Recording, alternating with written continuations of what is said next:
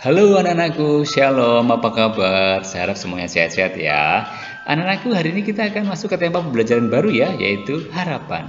Nah, untuk memulai pembelajaran kita akan awali dengan berdoa. Kita mohon agar kita dikuatkan dalam pengharapan. Kita siapkan hati, kita akan berdoa. Dalam nama Bapa dan Putra dan Roh Kudus. Amin. Tuhan Allah kami, dengan mengarungi hidup ini, kami sering menemukan kegembiraan dan penderitaan. Hidup kami diwarnai suka dan duka.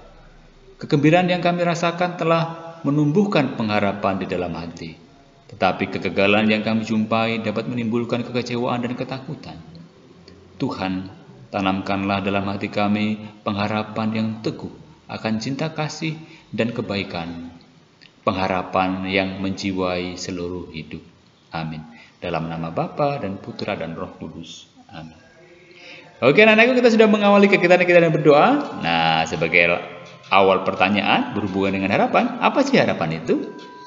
Iya, pasti kalian sudah tahu ya, harapan itu adalah sesuatu yang akan kita capai nanti ya. Nanti, bukan sekarang, itu harapan. Atau dengan kata lain, harapan adalah sesuatu yang ingin kita capai. Nah, apa itu? Ya, yang paling mudah adalah mengenai misalkan soal cita-cita. Nanti kalau kalian sudah besar ingin jadi apa? Ya, mungkin bagi yang putri, oke, aku ingin jadi seorang biarawati, seorang suster. Wow, luar biasa. Pasti dari antara kalian ada yang ingin menjadi suster ya. Kemudian yang cowok, oh aku ingin jadi seorang biarawan atau seorang imam. Wah, luar biasa ya. Ini harus kalian tanamkan dalam hati kalian bahwa ini adalah juga pilihan hidup untuk cita-cita kalian ya. Di samping ya memang ada yang ingin jadi dokter, jadi pilot, jadi perawat dan masih banyak yang lain. Ya, kita harus menyadari bahwa kita membutuhkan peran orang lain ya yang ada di sekitar kita, orang tua kita ya yang akan membimbing dan mendukung kita ya.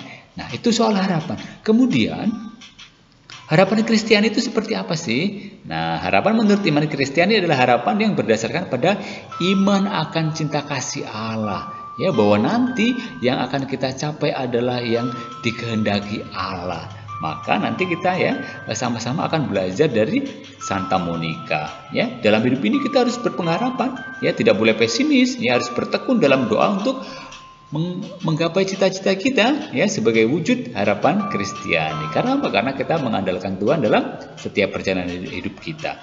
Nah, kita akan belajar dari teladan Santa Monica. Kita akan baca ya kisahnya, kisah Santa Monica. Monica dilahirkan pada tahun 331 di Tagaste, Algeria, Afrika Utara, dari sebuah keluarga Kristen yang taat. Leluhurnya bukan penduduk asli Afrika, tetapi perantauan dari Fenisia. Monica dinikahkan dengan Patricius, seorang pegawai tinggi pemerintahan kota. Mereka dikaruniai 3 orang anak, Agustinus, Navigius, dan Perpetua, yang kelak menjadi pemimpin biara. Patricius seorang kafir, orang yang tidak percaya kepada Allah. Ia bertabiat buruk, suka naik pitam, dan sering mentertawakan usaha keras Monica untuk mendidik Agustinus menjadi pemuda Kristiani. Meskipun demikian, Monica tidak pernah membantah ataupun bertengkar dengan suaminya. Tak henti-hentinya ia berdoa agar suami dan putranya segera bertobat dan menerima Kristus. Pada tahun 371 Patricius meninggal. Mendekati ajalnya ia bertobat dan meminta dibaptis. Bahkan ibu Patricius pun juga dibaptis. Sementara itu Agustinus belum juga mau menjadi seorang Kristen. Meski tidak ada tanda-tanda bahwa doanya dikabulkan Tuhan, Monica dengan setia tetap berdoa untuk Agustinus dengan setiap kali air mata mengalir dari kedua matanya. Tuhan mendengar keluh kesah Monica dan menguatkan dengan suatu mimpi. Dalam mimpinya Monica melihat dirinya berdiri di atas sebuah mistar kayu. Kemudian datanglah seorang pemuda yang berseri-seri dan bercahaya wajahnya. Pemuda itu bertanya, "Mengapa ibu sedih? Apa yang menyebabkan ibu menangis setiap hari?" Monica menjawab bahwa ia sedih karena ia tidak tahan melihat kebinasaan Agustinus putranya. Maka pemuda itu mengajak Monica untuk melihat dengan seksama. Segeralah terlihat oleh Monica bahwa Agustinus ada bersamanya di atas mistar. kata pemuda itu. Di mana engkau ada, ia pun berada.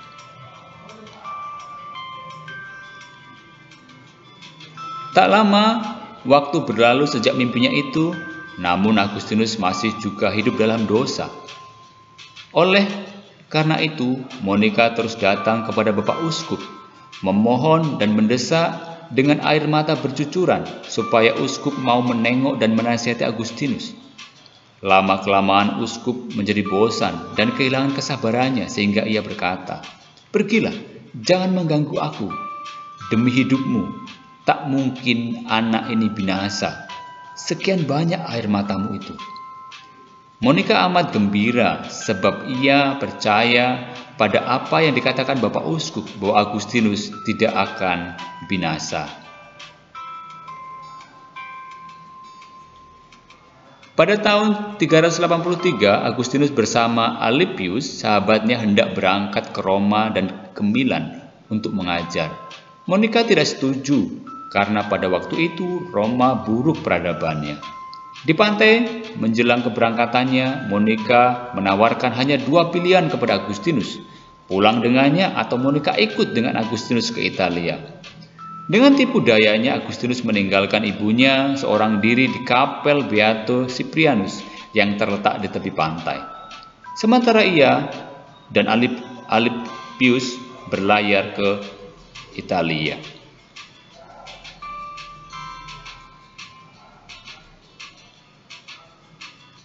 Monica amat sedih. Seorang diri ia menyusul Agustinus ke Italia.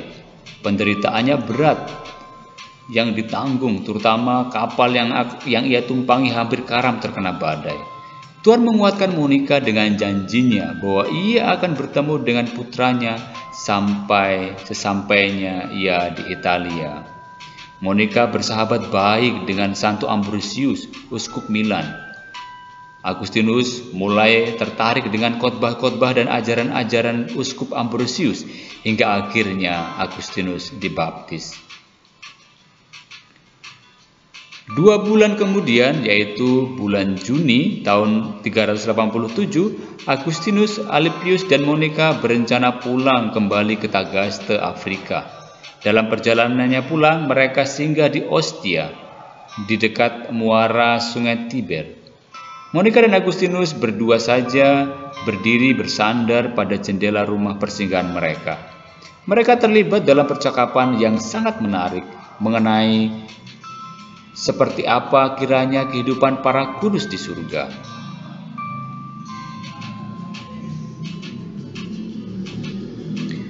Diliputi rasa bahagia yang amat sangat, Monica berkata kepada Agustinus, "Anakku, bagiku tidak ada lagi yang dapat memukaukan dalam kehidupan ini, apalagi yang dapat kuperbuat di dunia ini. Untuk apa aku di sini? Entahlah, tidak ada lagi yang kuharapkan dari dunia ini. Ada satu hal saja yang tadinya masih membuat aku ingin tinggal cukup lama dalam kehidupan ini, yaitu melihat engkau menjadi Kristen Katolik sebelum aku mati. Keinginanku sudah dikabulkan secara berlimpah dalam apa yang telah diberikan Allah kepadaku. Kulihat kau sudah sampai meremehkan kebahagiaan dunia ini dan menjadi hambanya. Apa yang kuperbuat lagi di sini?" 5 hari kemudian Monica jatuh sakit. Kemudian kedua putranya, Agustinus dan Nivigius. Monica berpesan, "Yang kuminta kepada kalian hanyalah supaya kalian memperingati aku di altar Tuhan, di mana saja kalian berada. Hanya supaya ia diingat di altarmu, itulah keinginannya. Sebab ia telah melayani altar itu tanpa melewati 1 hari pun." Pada hari yang ke-9, Monica wafat dalam usia 56 tahun. Dan Santa Monica dijuluki atau diberi gelar sebagai pelindung ibu rumah tangga. Dan pestanya dirayakan setiap tanggal 27 Agustus. Nah, anak-anakku, demikianlah kisah Santa Monica yang sangat luar biasa, yang tanpa lelah mendoakan Agustinus putranya hingga akhirnya apa yang diharapkan oleh Santa Monica tercapai, yaitu Santo Agustinus bertobat dan kembali kepada Allah. Nah, apa yang kita bisa pelajari? Nah, pernahkah kalian berada dalam situasi berdoa, memohon sesuatu yang sungguh-sungguh kepada Tuhan, tetapi tampaknya belum dikabulkan? Nah, kemudian nanti kalian berdoa lagi dengan sungguh-sungguh dan berdoa lagi, tetapi nampaknya belum juga ada tanda-tanda bahwa Tuhan mengabulkan doa kalian. Nah, jika kalian pernah mengalami hal seperti itu, jangan putus asa. Bersandar tetap kepada Tuhan Allah seperti yang dilakukan oleh Santa Monica. Terus berdoa meskipun ya Santo Agustinus belum juga bertobat, terus ia berdoa selama 20 tahun lamanya. Nah, akhirnya doa itu dikabulkan karena didoakan dengan linangan air mata. Santa Monica berdoa selama 20 tahun, barulah ia melihat Tuhan menjawab doanya. Jadi jangan kita putus asa. Karena apa? Karena Tuhan mempunyai rencana yang indah dalam hidup kita. Nah, kita harus mempunyai pengharapan dalam hidup kita. Kita tidak boleh pesimis dan selalu tekun berdoa dalam menggapai cita-cita, mewujudkan harapan Kristiani. Oke anak-anakku, demikian pembelajaran kita hari ini. Nah, kita sudah di akhir pembelajaran kita akan mengakhiri dengan berdoa. Marilah kita berdoa. Dalam nama Bapa dan Putra dan Roh Kudus. Amin. Ya Bapak, terima kasih karena hari ini kami sudah belajar tentang harapan. Semoga kami tidak mudah putus asa, karena kami yakin Tuhan mempunyai rencana yang indah dalam hidup kami. Amin.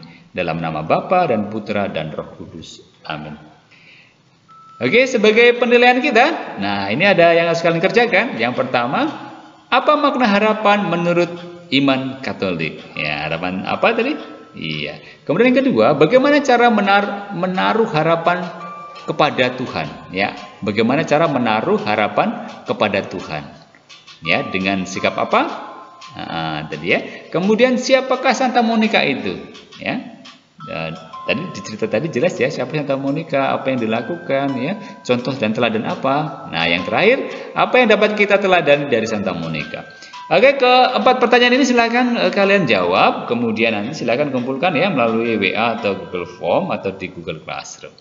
Oke, bye-bye, sampai ketemu di tema pembelajaran berikutnya. Yang belum subscribe, silakan tekan tombol subscribe dulu ya, supaya kita tidak tertinggal materi-materi kita berikutnya.